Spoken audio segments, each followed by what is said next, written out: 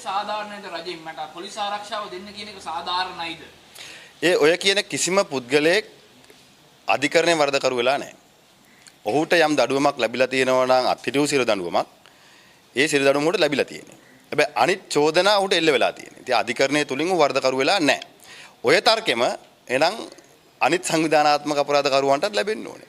දැන් ඔය කියන විදියට දැන් මේ ආණ්ඩුව කියන විදියට මේ පුද්ගලයා සතුව රහස්‍ය තොරතුරු තියෙනවා නම් ඔහු සංවිධානාත්මක අපරාධකරුවෙක් නම් ඔය කියන විදියට ඔහු දේශපාලන රැකවරණය ගත්තු කෙනෙක් නම් ඔහුගේ ජීවිතය ආරක්ෂා කරලා ඔහුගෙන් තොරතුරු ලබා ගැනීමට ආණ්ඩුවට වගකීමක් තිබ්බා.